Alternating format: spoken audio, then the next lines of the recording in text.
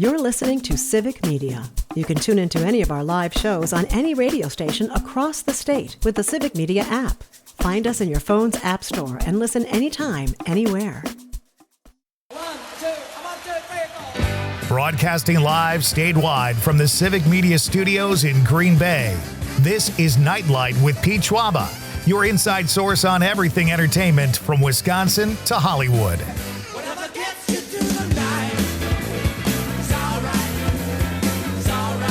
And now, a guy who gives edible undies as gifts just because they taste good, Pete Schwaba. Hey, welcome back, folks. It is time for Act 2 of Nite Lite on this beautiful Wednesday evening. Hope you're having a great day. This is a great time of year.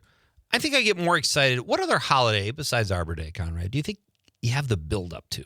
Thanksgiving you have a little bit. Kind of the 4th, but I would say the next probably is the 4th.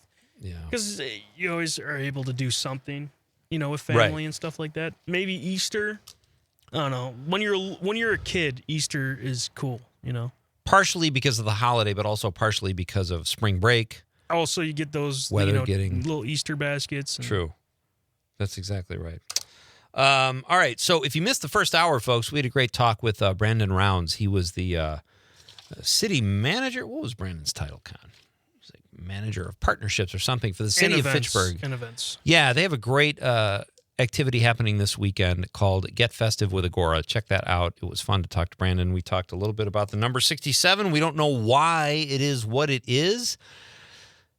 And I probably sound late to the party. I'm not. I just didn't want to, I've been aware of it for months now, but I still haven't figured it out. And it's occurred to me that kids don't really know why they think 67 or 67 is so funny. Did you come up with anything on the Google? No, it's just, it's a meme that, It's a meme? Yeah, it's a meme. It's like, I don't know how to explain it, Yeah. I'm not. You thought it had something to do with Mellow Ball. LaMelo Ball, because he said, He said 6'7" in a clip or something when he was in an interview. So kids ran with that? That doesn't make any sense. There's got to be something more. There's a song that goes, this guy says 6'7" in it. And then they put the two together and they did LaMelo Ball highlights with that song. Wow. Okay. I got a brother that's 6'7". What a stooge he must feel like now. So we've got a great show tonight, folks. Kicking off Act 2 here. We will have more text to win information in hour 3. But let's refresh all of our friends, Conrad, and let them know what the question of the night is. Here we go. Let's talk about the question. Okay, question. Question. Question. Pregunta. Question. Question. Hey, I have a question. Questions? This question. Domanda. Question. Question. Questions. What do you want for Christmas? 855-752-4842, 855-75-CIVIC. What do you want for Christmas, folks? That's the question of the night. We've had outstanding responses. The one that took me back down memory lane, I suppose, was Tim Baker's Pocket Fisherman. I forgot all about that. Mr. Microphone, that was big one year. But let us know what you want for Christmas. I said a Dickie like Cousin Eddie. Conrad wants a sawbuck. That's his new favorite word. It's a $10 bill, and that's all he wants. He's a very simple... if you get Conrad in the office grab bag or Secret Santa, you're in good shape. Although if the limit is 20, you should give him 2 sawbucks. No, that's fine. Yeah. All right. Very exciting night here tonight at Nite Lite, folks. Dick Chudnow will be here at 6:35. He is a Wisconsin comedy institution. He co-founded Comedy Sports, and he was part of the comedy team, the Zucker Brothers and Jim Abrahams. They all went to Shorewood High School, then University of Wisconsin-Madison, started the Kentucky Fried Theater. The other 3 went out to L.A. and made movies, and Dick stayed here and created Comedy Sports, which has been around for over 40 years. They're in several cities right now, and I'm excited to have him on the show. That's at 6:35, and Northeast Wisconsin stage actor Martin Prevost will be here to tell us about some upcoming shows that you can check out here in the Green Bay area. He will be in studio at 7:20, and in just a couple minutes, I'll have my pal Sean Katz back on the show to talk about a really cool event going on in Marinette this weekend at the Community Rec Center. So we'll talk about that. Monica from Mount Horeb in the 608 says, world peace. Santa's got his work cut out for him. How's he going to fit that in his sack? I don't know, Monica. Santa's got his work cut out for him every year. Don't you think? Monica also says, maybe I should have said a farting nightlight scraper. Folks, I will just say this. Fart jokes are fine once in a while. I am not, I used to be a comic. I never wanted to go for that easy laugh, but I do admit I laugh. Who doesn't laugh at farts? But there will never be a nightlight farting scraper. Mostly because I don't even know what that is. So there you go. Conrad, you started something, I think. Do we have Sean? Not yet. Oh, we don't have Sean. Is he calling us or are we calling him? He's calling in. He's calling in?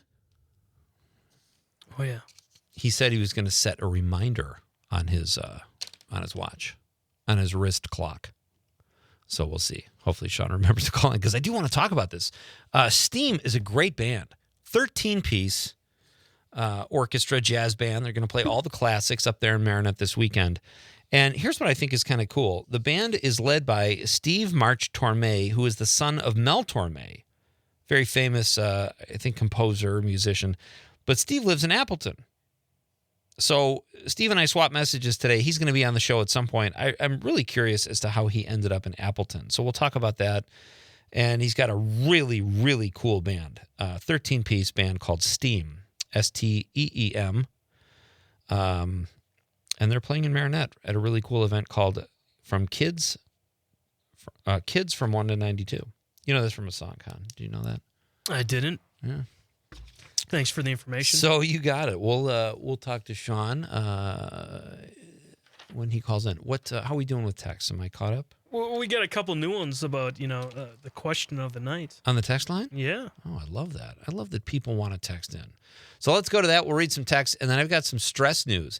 The holidays can be very stressful, folks. So if you are having issues with stress, we could talk about that because I'm going to tell you some of the things here that can get you really stressed out around the holidays specifically. Our pal Chris Casper, again, from the 608, love to hear. I love when Crisp. Oh, that would be a sweet nickname. Casper, if you're still listening, think about going with one name and just calling yourself Crisp. Hey, man, that monitor's out. Get Crisp on the blower.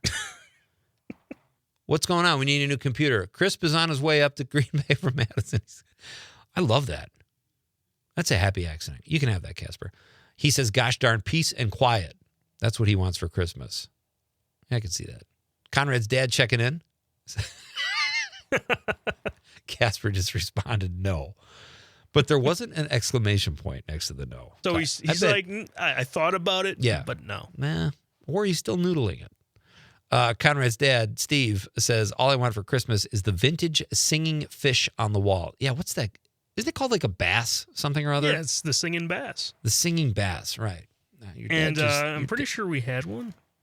A singing bass? I think your dad is basically telling you what he wants for Christmas, Con. All right. Well, now I know, and I'm shipping it down to Florida. Here's what I wanted to discuss as well. I thought this was interesting, and I have a kind of a personal story. We'll talk about the stress in a moment, but I want to get to this first because Russell Crowe, in the Hollywood Beats I do here on the network every day, Russell Crowe, this will be in tomorrow's Beats, said he did not like Gladiator 2 because it lacked the moral code of the first one. Did you see both, Con? I actually didn't. I was excited for Gladiator 2, but the reviews weren't good, so I never watched it. They were very mediocre, yeah, and it was okay. But I totally agree with Russell Crowe on this. He said the second one lacked the moral code because in the first one, the whole movie was about him avenging his wife and son's death, and that's what made it. That's what fueled him. That's what the audience wanted to see desperately. In the second one, he was Paul Mescal played the son of Russell Crowe, and I think I'm saying this right, Lucia, something. They apparently had an affair in the first one, and Russell Crowe says, he's basically saying, why did they do that? Like, the whole first movie is about avenging your family's death, and in the meantime, he's having sex with Lucia. Like, that makes no sense, and he's absolutely right. And they never really clarified 100% that it happened before he met his wife. So it's really strange, and I agree with him in this. And he's also said that there were studio executives all over the place during the first filming of Gladiator, which is a phenomenal movie. It was nominated for 12 Oscars, won 5, including a Best Actor for Russell Crowe, and I think it won Best Picture too. But he said there were studio executives all over the set encouraging more sex scenes between Russell Crowe's character and Connie Nielsen's character. And he had to fight them on that. He said Maximus's power is his moral code. If you take that away, it's gone. Where's the motivation? And that cracked me up because I remember my writing partner Greg and I, we went out with a script that eventually sold, but the first time we took it out, it did not sell, and it was called Dream Girl. I've told you this, Con, before. This is the one about the big famous movie star who is traveling cross country. She meets the night manager of a Steak and Shake, like think Jack Black, and he helps her change a tire in the rain. They end up having sex, and it's the best sex she ever had. And she says, you can't ever tell anybody about this. I'm so famous, your life will change. And she goes on her way. Well, in the interim, he proposed to his wife or his girlfriend, and she said no. And then he meets this movie star and has sex, and she leaves. The wife comes back, and the whole basis of the story is nobody believes him that he had this affair with this huge movie star who comes back after the wife has come back, and she says, I want to be with you. I'm in love with you. I love that you're a regular guy. I want us to be together. And he rejects her. He says, no, thank you, as nice as he can. So we thought a very funny script. We took it out. The last scene in the movie takes place in a cabin. It's like 5 minutes. And one of the notes we got back from the studio from our agent, he said, they said they're already doing a cabin movie. And we're like, a cabin movie? That's not one scene takes place in a cabin. And they said, we don't think that people will be able to relate to a guy who has this with a movie star because they can't relate to the movie star. And to which Greg said, I never avenged my family in old Rome, and I liked Gladiator, which is such a great line. That's great. And it's so true. And Russell Crowe is right. Like, they just don't even think about the end result. So I thought that was fascinating, and that's coming out in tomorrow's Beats. Our question of the night, folks, is what do you want for Christmas? Very simple. Let's have fun with it. I said a Dickie. Some people say world peace. Conrad wants cash in the form of a sawbuck or two. John Murray from Madison in the 608 says, my Christmas list never changes. My family appreciates this pattern. White cotton socks, Reebok underwear, Farm and Fleet long johns, and one flannel long sleeve shirt. Gets me through the year. John's closet must just be packed with. It's just the same shirts. Over the years, different right? years. Okay, here's John's better half, Melissa from Willie Street in Madison. She says, all I want for Christmas is jewelry. Well, we made it simple for John. John's going to drop some more coin, I think, than Melissa is. I hope you both get what you want, you guys. Casper says Billy Bass. That's right. It was called Billy Bass, the singing fish. Well done. Didn't McDonald's do something with that? The singing bass? Yeah, I feel like they did an ad with it or something. Yeah. That's interesting. Great test. I'm laughing. I can't even call him by his new nickname. Great text. Thanks, Crisp. Thanks, Crisp. He's not in town, so I'm not really scared of him right now. All right, we're coming right back. I'm going to tell you the top 10 decisions people stress over most in life. Maybe the holidays are in there, too. This is Pete Schwaba and Nite Lite on the Civic Media Radio Network. At long last, love has arrived, and I thank God I'm alive. You're just too good to be true. Can't take my eyes off you.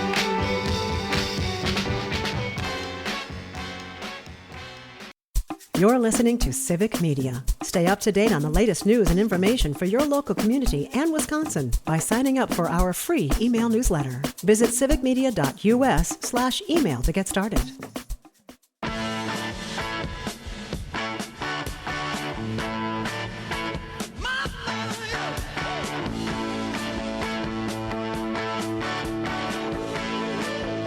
Welcome back. So here's what's going to happen, folks. This is Nite Lite with Pete Schwaba. I'm Pete Schwaba, and I had a guest scheduled, Sean Katzbach. Now, Sean is a really busy guy, and he's a really good guy. So he is in charge of putting this great program together in Marinette that's happening this weekend, Saturday, December 13th at the Community Rec Center in Marinette, a great facility we have up there. It's called STEAM, from Kids from 1 to 92. So Kids from 1 to 92, obviously part of a very famous, is it Chestnuts or White Christmas or something like that? Kids from 1 to 92. Anyway, famous song, lyric from a Christmas song, and it's a great event. They do it every year. And the band Steam is a 13-piece jazz band, great stuff, led by Steve March, Torme, and Sean Katzbach was supposed to be here, but I know how busy he is. It's still my hometown. I want to help them promote it. So I thought what we would do tonight here on Nite Lite, since Sean can't be with us, is have substitute Sean, played by Conrad Krieger. Hello. So Sean is going to do, Conrad is going to do his best to answer the questions I had for Sean about this great event in Marinette. I get to feel like what a guest feels like here, you know? Yeah, exactly. So I think this could be fun. So you ready? I'm ready. All right. It's my pleasure, folks, to welcome Mr. Sean Katzbach. Sean, how are you tonight? I'm doing great. How about you, Pete? Good, thanks. Thanks for everything. Great having you. Okay. Now, Sean, how are things in Marinette, or as I call it, Christmas City, USA? You know, it's great. You know, it's really snowy out here, so it really makes it feel like Christmas time is coming around the corner, you know? Yeah. Great answer. Well, it's good to have you here, buddy. Shout out, because I could not believe how hard you were working at Blues, Brews, and Barbecues about a year ago when I introduced some stuff there. I don't think I saw you sit down all night. What a great event, Sean. Well, you know, I was doing the blues part. I was listening to the blues, walking around listening. I was having some brews, and then after that, I had some barbecue as well. So you took advantage of all three aspects of the evening. Well, you know, it took me a while to get this event, you know, organized and everything. So I had to enjoy it. All right, so you got a big event coming up this Saturday, December 13th, Sean, at the Community Rec Center called for Kids from 1 to 92. Can you tell us about the event and tell us about the band Steam? Yeah, so it's at the Community Rec Center. Everyone knows and loves that place in Marinette, right? Yeah. He would never say that. Well, you know, it's filled with Christmas magic. Yeah. The kids from 1 to 92. The pickleball courts, yeah. Live holiday concert will get your soul smiling and your feet tapping to Christmas. Sean, favorites. are you reading directly off the brochure? What the H? It's a 13-piece band, though, which is pretty cool. You know, it features jazz icon Steve March Torme. Yeah. I'm familiar with his work. Conrad doesn't know how to pronounce the other ones, but don't break character, dude. Come on, you got this. But we're gonna have your favorite Christmas songs. I mean, White Christmas, The Little Drummer Boy. I Saw Mommy Kissing Santa Claus. I mean, that's a fan favorite. I mean, every kid sees their mom kissing Santa Claus. Totally. And many more as well. How many 92-year-old kids actually show up at the event, Sean? A bunch, actually. No kidding. Yeah. And what do they just go there for the candy, or? Well, you know, they go there to sing along, you know? It's like they're kids again. It's renewed. Okay. That Christmas magic in the air. What other events do you have coming up at the rec center, Sean? Pickleball.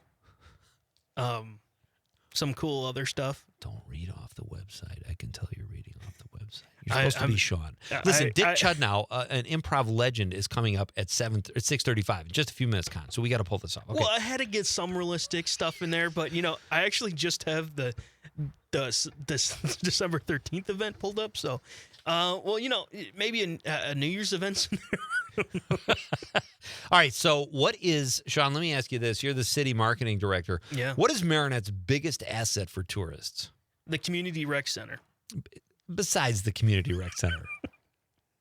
You know, I'd say just being by the water. You know, it's really cool Beautiful out there. City. And you got some great restaurants down there as well. You'll never go hungry.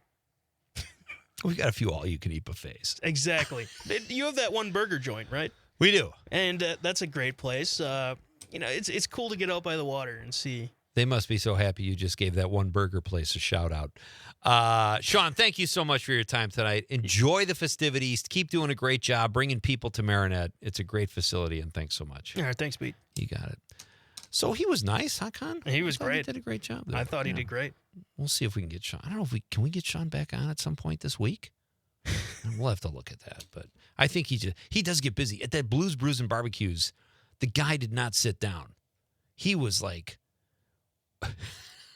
he was sweating like a one-legged guy at an ass-kicking contest. Sean did not sit down all night. So, good dude. John from, oh, wait, we already read that. Gene from Green Bay in the 920 says, I want time with my grandchildren. That's a great gift, Gene. And you know what? It's interesting. I'm totally with you because as I get older and I've accumulated stuff in my life, I just want time with people. Honestly, that is what I want for my birthday, for Christmas, whatever. I want to schedule something and spend time with people I truly love or care about. Because you make a memory, you know. Well, now I don't have to get you anything for Christmas. Yeah, we spend enough time together. But what are we going to, John Murray, maybe we should spring for a pair of socks. He's a pretty meat and potatoes guy. He likes his white socks, his flannel shirt. We'll figure it out. I do want to read these stressful things because I think that was fun, but we'll do all that. We'll find time to do that. Martin Prevost, Northeast Wisconsin actor, is here at 7:20, folks. We've got text to win stuff coming up again in hour 3, or act 3, as we call it here at Nite Lite. And coming up after the news, Wisconsin comedy legend and comedy sports co-founder Dick Chudnow will be here. We are not going to mention 6'7" to Dick. Conrad, whatever you do not pretend you're Sean Katzbach anymore, and we cannot say 6'7" to Dick. Okay, sounds good. We did a little improv there, though. It was fun. All right, we're coming right back. It's Nite Lite with Pete Schwaba on the Civic Media Radio Network.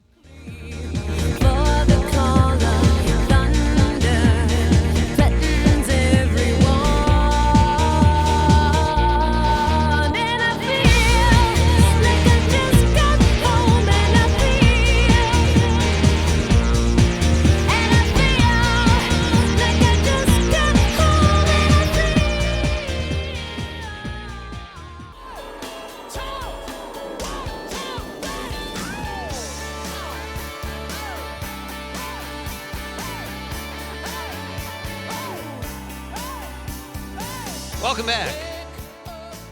I am Pete Schwaba. This is Nite Lite. We are broadcasting statewide from beautiful downtown Green Bay. Hope you are having a positively wonderful night.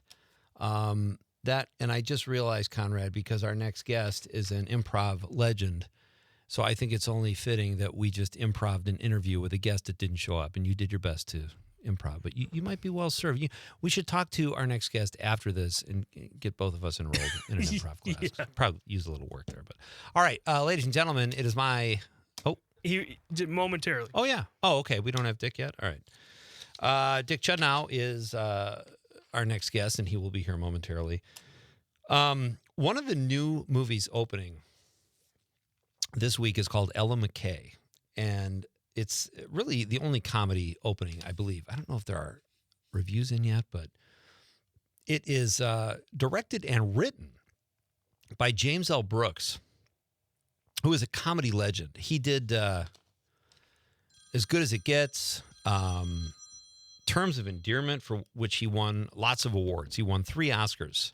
One of the very few people to do that. His new film is Ella McKay. He is 85 years old.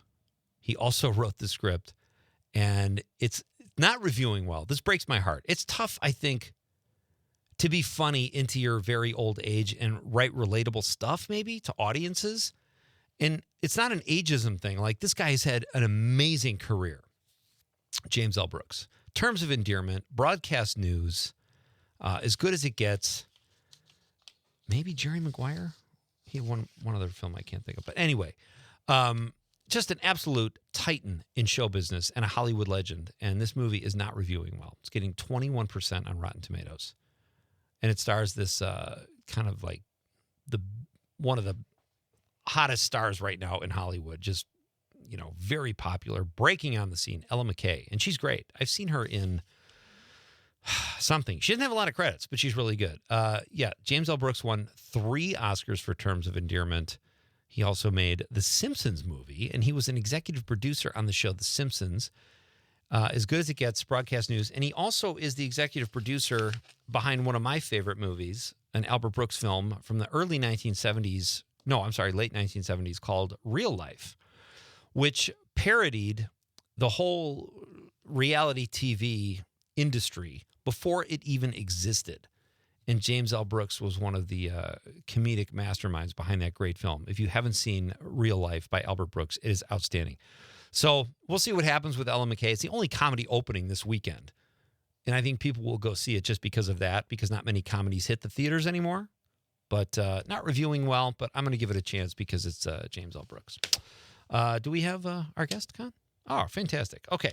So without further ado, I'm very excited to welcome my next guest. This is his first time on Nite Lite, and he, as I mentioned earlier, is a Wisconsin comedy legend. He is one of the co-creators of Comedy Sports, an institution in Milwaukee and now in many other cities as well. And he joins us now over the stream, Mr. Dick Chudnow. Hey, Dick. Hey. Hi. How are you, Pete? I'm doing very well. It is so great to meet you. I've been hearing your name for decades. Even when I didn't live in Wisconsin, I heard the name Dick Chudnow periodically. So it is really, truly great to meet you. Yeah, I'm that old. I did not mean that, sir. I am that old. Dick, we had an issue with a guest. We had a guest scheduled at 6:10. He could not make it. So Conrad, the producer here, and I did a little improv in your honor. He pretended to be the guest, even though he didn't know any of the answers. That could be a fun improv game, right? Yeah. Yeah, that's a good game. Was it fun? It was okay. Conrad, he kind of cheated. He opened up the website of the event, but so I don't know if it really counts. But all right. Well, yeah, Dick's like, oh, I'm really sorry. I missed that, guys. All right, so I got to tell you, Dick, the first time I heard the words Comedy Sports, I was going to DePaul University. I was in a group called Improv DePaul, and someone from Milwaukee came down and told us about this new improv competition thing called Comedy Sports. And I think you guys were looking for a venue in Chicago, and a lot of us were interested. And I know eventually you guys, Comedy Sports did get to Chicago, but you're in so many cities now. Tell us a little bit how it started, even in Milwaukee. Like, how did this start? I had seen theater sports. A friend took me to theater sports up in Oregon, and I liked it, except there were two things that really bothered me. One, it was uncensored, and when that happens, 9 times out of 10 it'll go to filth. It'll just go right to sex and filth. Okay. Not sex, but yeah, in my background it is. And they had no time limits, and scenes would just go on and on until someone did this, and they would end the scene way too late. So I came back with that and thought, okay, none of our scenes are going to be longer than 3 minutes. It's going to be 3. That's the attention span, 3 minutes, and it's going to be clean. It's going to be family rated, and we made it a competition,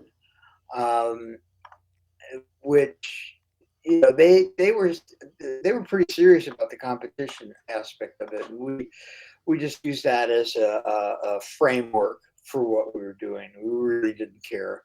Our phrase that we used was, "You want to win, but you don't care if you lose." Oh, that's great. And that was our motto. So it was just a lot more fun than the theater sports style. Yeah, it's so great. I just have to tell you, I recently had David Zucker on the show, and we did. Yeah, about a couple months ago maybe, and it was so fun to talk to him because he was part of all those movies that I grew up watching, and I asked him about Jerry Zucker, obviously Jim Abrahams, and I asked them about Shorewood High School and going to UW-Madison and Kentucky Fried Theater, and he said, "Well, you can't leave out Dick Chudnow. He was part of our group, and he's hilarious and all this kind of stuff." And I had no idea. So what did you want to go back to Milwaukee, Dick, or did you just not want to live on the coast? What made you want to not follow those guys, so to speak, if that was an option, and start Comedy Sports? Okay. I was married at the time to it was a horrible marriage, and Jerry, Dave, and Jim didn't like my wife. Oh boy. Didn't want her around. And so I was newly married. I had this dilemma that it was like either them or me type thing. And I went with her. Uh, I've been sorry about that ever since. Oh no. But then I can't. Okay, how did it get to comedy? The theater sports came back here, and how did I find a venue? I can't even remember. It'll come to me. But I knew those two things. It had to be clean, had to be 3 minutes or less. Scenes 3 minutes or less, and that that really worked for Milwaukee. They'd never heard of Improv when I was starting comedy sports. Improv wasn't a thing here. Wow. No, it wasn't done here. So that was new, and that kind of attracted audiences, the novelty of it. Well, it's so great because my son completed all the levels at Comedy Sports, and we went to see a show there last spring, and it was the first time I was a stand-up in the 90s, Dick, and I worked at Comedy Cafe. I had never been to Comedy Sports, and I was walking around this great space you have, and I've had Mike Kauth on the show before, just a great guy, and he pointed you out to me, and I said, I'd love to have Dick on the show sometime, so he put us in touch. But what a great feeling, or what a great thing you've created there, like over 40 years, and you're just kind of walking around and seeing this thing you've created. What are your thoughts on what you've built there? It changes with the tide. I'm very proud of Comedy Sports. I think it's a great thing, and so it's clean, it's funny, it's involved. It gets the audience involved, which is the one thing that theater sports did. One of the things theater sports didn't do was involve the audience. They made fun of the audience, and you never make fun of the audience. You don't do it, right? In my opinion. So, very audience friendly. It involved more audience suggestions. So the audience was our focus, not us, not our performance, not us as performers, but the audience as the show. Okay, that's great. And that was important in our success, I think. I think people really get involved and come back. Do you, Dick, when you were like before Comedy Sports, who are your influences? Did you have other improvisers that influenced you? Obviously, you were friends with these other guys you went to high school with and you started Kentucky Fried Theater with. Did that influence you, or what was the main influence in you starting or bringing improv to Milwaukee? Boy, there wasn't any here. Yeah. So, when I was with Dave and Jerry, when we were doing Kentucky Fried Theater, we were doing it in Madison, and they wanted to take it to Milwaukee.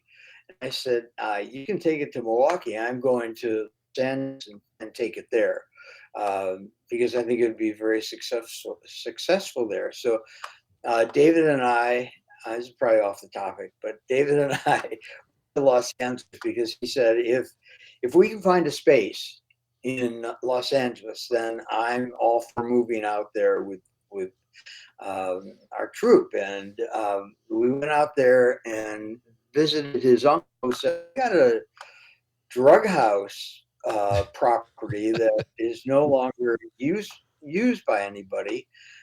You guys can have it." And so he said, "Go look at it." We went to look at it. It had 3 bedrooms upstairs, 2 performance spaces, and we said, "Yeah, we would love to perform here." And they charged us $600 to live there and have our theater there. Oh wow!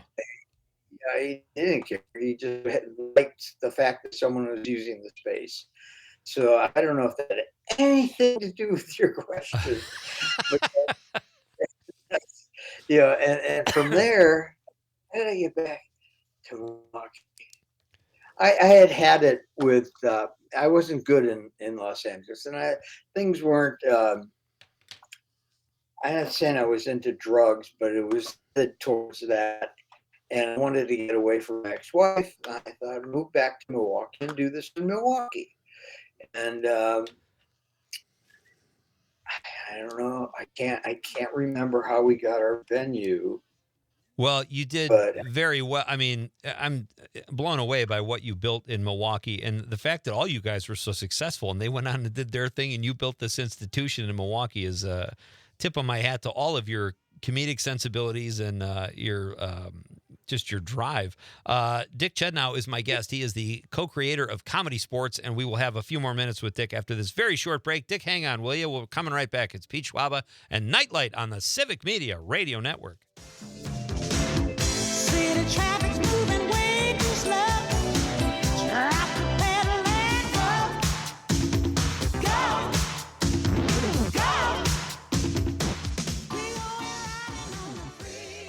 You're listening to Civic Media. Find the latest news, information, and archives of all your favorite shows on the Civic Media website, civicmedia.us.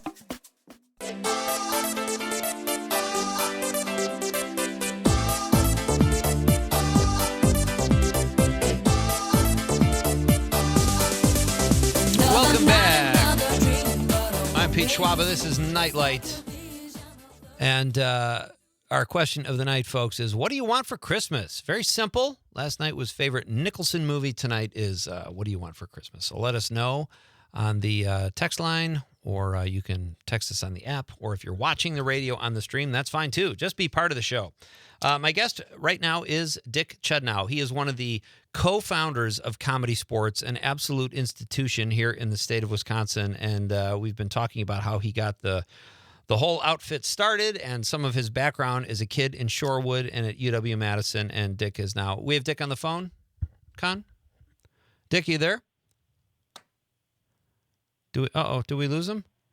He should be on the phone. Dick, are you there? We're going to have to improv this again, Con.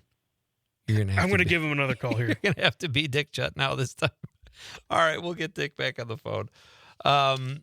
Great stuff here. And another shout out to Chris Casper for setting us up here with some new equipment here. And we are jamming through on our first show on all this stuff, thanks to Chris's handiwork. Tony the Trucker in the 608 says, Pete, to co-star in your next great movie. Well, thank you, Tony. He says, or have a shot and a beer at a cozy Ma and Pa Tavern with you and Conrad. That's what Tony wants for Christmas, to have a beer with me and Conrad in a Ma and Pa Tavern. That sounds pretty good to us, too, Tony. Thank you for the text, buddy. And I think Tony was, well, anyway, we have Dick back? All right, fantastic. Yeah. Dick Chudnow is back. Thanks for hanging with us here, Dick. It's great to have you here. And I want to ask you, you've had so many great alumni that have gone through your program at Comedy Sports, some that I'm huge fans of that are really good friends of mine, like Tom Clark and Eric Price. I know. Oh, yeah. And Bill Choate, I was at a barbecue with him in L.A., and he had people in hysterics for 10 minutes straight. You've trained. He's hysterical. He's hilarious. And you've trained Dan Harmon, Nick Swartzen, Ted Lasso himself, Jason Sudeikis. Have you ever been tempted to teach people the wrong stuff?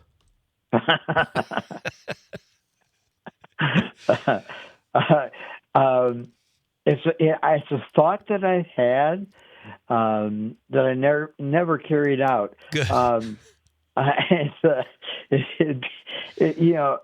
had an improv. I was an improv teacher in LA, and I did one class where I told them all the wrong things to do.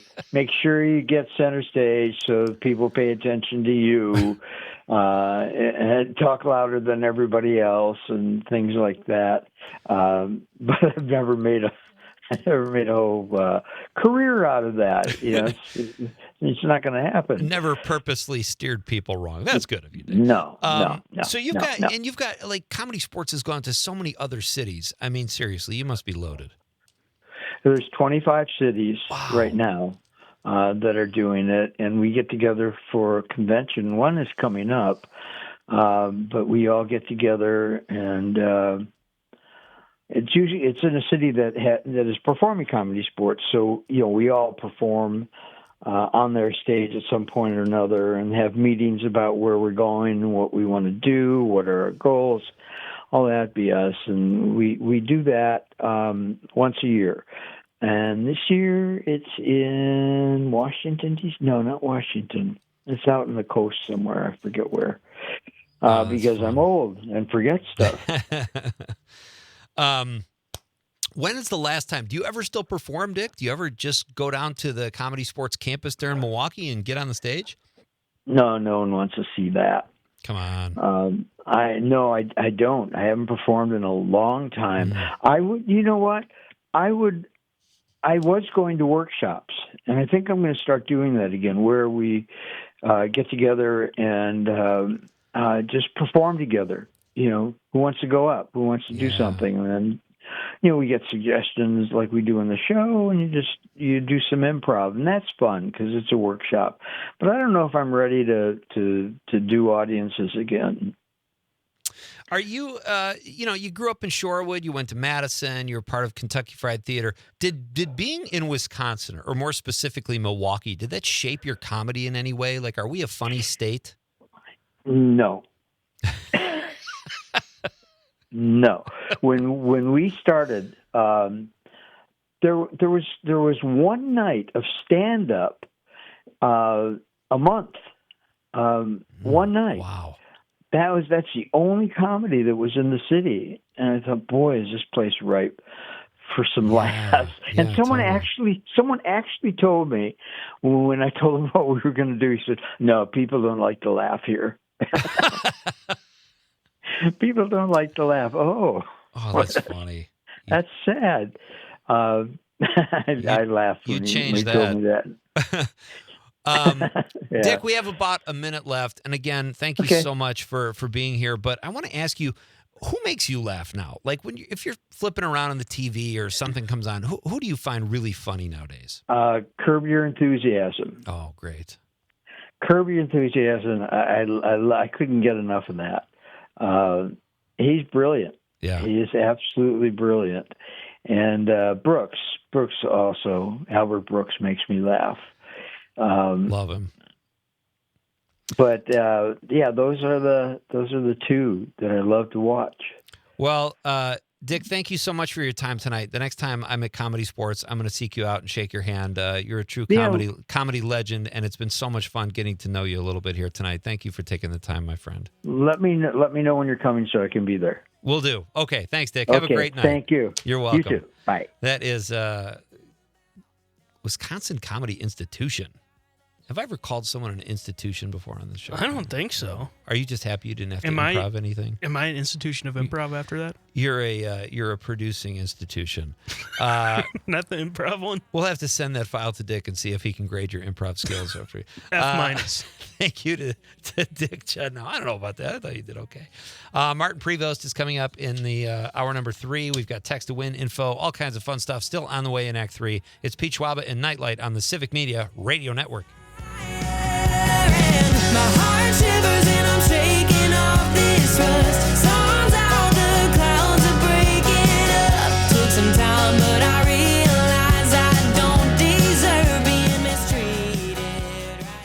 The national news cycle never stops, but it can be hard to find news about your local community. Civic Media is dedicated to providing quality local and state news coverage across Wisconsin. With the Civic Media app, you can get notifications about local stories that matter to you and your community. Find the free Civic Media app in your phone's app store and choose notifications from the menu to tell us what kind of news you want to hear about.